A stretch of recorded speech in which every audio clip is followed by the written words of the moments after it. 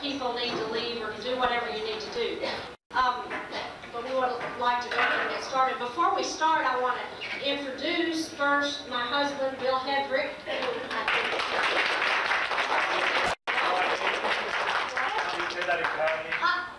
And he has a Taiwanese name. Law, he took my name.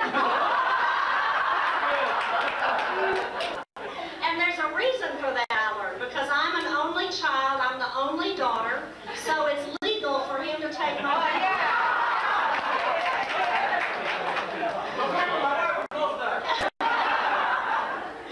Law, William.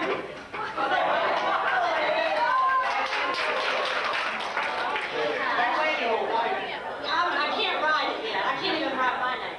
And I also want to introduce two people who don't have Taiwanese names. My stepchildren, Bill's children, Joy and Mark Hedrick, and it's really great to have them.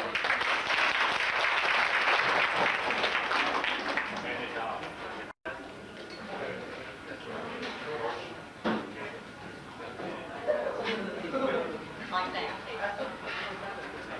I'm such a technical. Okay, in the circle that you have extended this gift of hospitality is by giving us the trip to Taiwan. By sending us to Taiwan, you, in perhaps the most significant and obvious way, rearranged things, rearranged your life, and made it possible for us to enter your world in a way that we never could have just being here. So we're very, very grateful for that, and this is our time to say thank you again for that and to tell you a little bit about our experience. I'm going to start by telling you first a little bit about, can you hear me okay? Is it okay?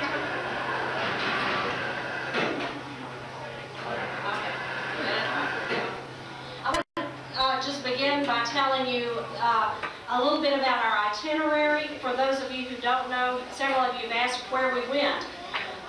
We were mostly in Taipei.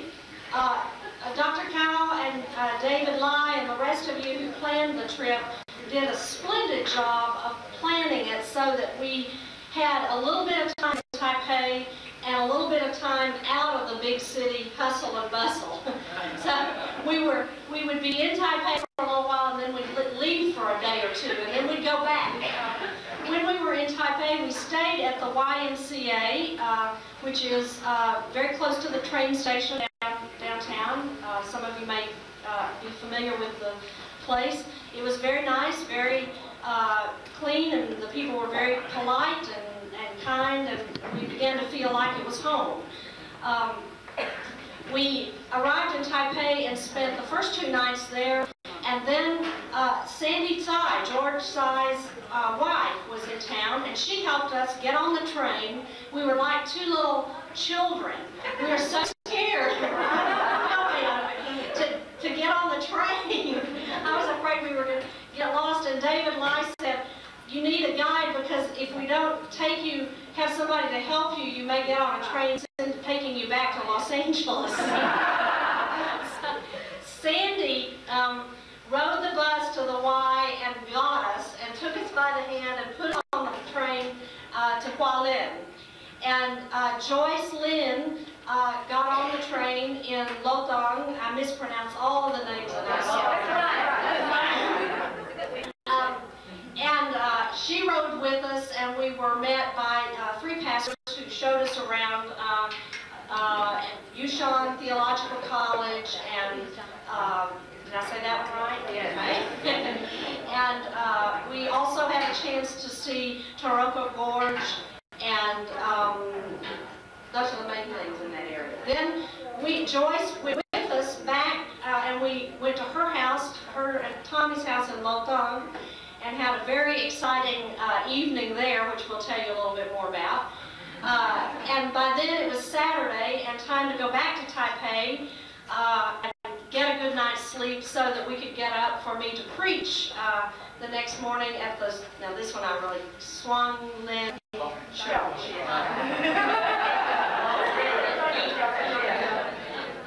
And we'll tell you a little bit more too. That afternoon, we had a glorious time with some people who really are friends of my family, my father's family. People who knew my grandparents, and I knew them too when I was a small child, and we spent the afternoon and evening with them. Had the experience of sitting in an apartment in Taipei and looking up and realizing that I was looking at a painting painted by my grandmother, which was a very eerie experience. What did we do after that? We stayed in Taipei, and then we went and spent one night at the home of a doctor, Dr. Chen, who has a beautiful home on the north coast of Taipei. David and Maybelle Lai took us there. And then we went back to Taipei and had a little bit of time to shop and to sightsee a little more. I think it was at that point that we got to visit the General Assembly office and Mackay Memorial Hospital, and got to have a meeting with clergy women, which was a very important meeting for me and for Bill. Then it was, and we also got to see Beverly's brother and sister-in-law for lunch. And then after that, the Lies went with us, took us in their car to Sun Moon Lake, and we had, the four of us, a little mini vacation. And I think you can see in the pictures, we all look really happy. Some of you told me that Sun Moon Lake is sort of like the Niagara Falls of Taiwan. Is that right? That's where you go on your honeymoon. So we had a second honeymoon at Sun Moon Lake. After Sun Moon Lake, we went back to Taipei and spent one night at the Grand Hotel, which was glorious, and got up and flew to Hong Kong and had 2.5 days in Hong Kong, and then we were on our way home. So that's a rough outline of what we did. Now, what we would like to do is tell you about a few incidents and impressions in some greater detail. And Bill, you want to talk about Yushan and...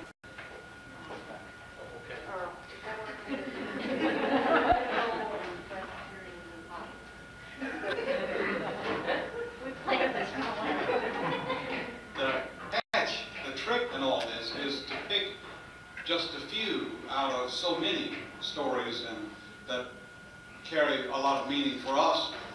I think I would be very remiss if we did not call attention to the Yushan Theological College. This is a school that most of you know all about, but I did not know about. A school which serves the preparation of people who belong to one of the 10 Aboriginal tribes, and it's in a very lovely location on a lake called, in English, Carp Lake, and it's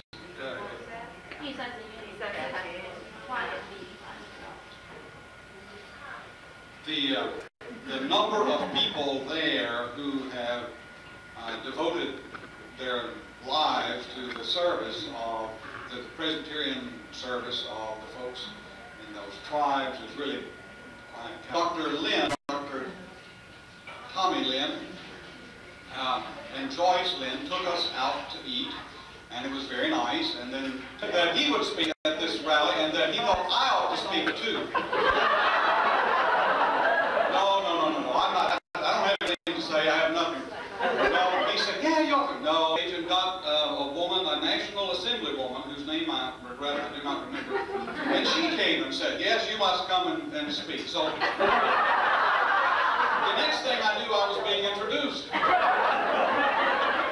We thought I was through with my political career. Went home, and about the evening news, all of a sudden Joyce is hollering. So there are pictures of my Arkansas invasion of Taiwanese TV. And the whole time I was thinking, oh, what am I doing? My clergy alike was, don't sell your vote. And that was said, so far as I know, there was no overt declaration of being in favor of one or another. It was a rather more careful statement. It said, please don't let your vote be sold. We were quite taken that the Presbyterians had, well, even before the Japanese were there, and certainly before the KMT.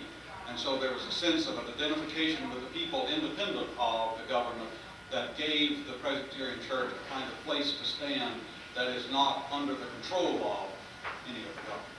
So I find that a remarkable testimony, and one that I wish that...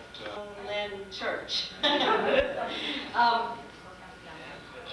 It was, in many ways, it was similar to what we do here every Sunday, what we've been doing.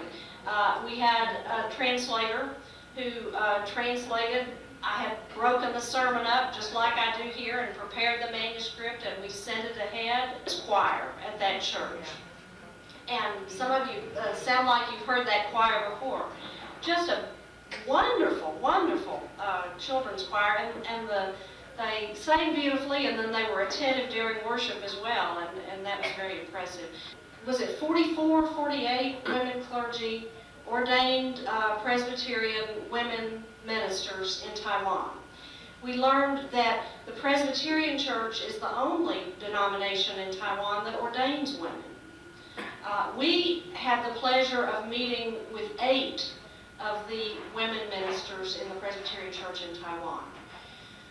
We met them at the General Assembly office and then went across the street to a restaurant and had lunch together. And I think the reason that it was so moving to me is that without fail, their stories were stories of real pain and difficulty.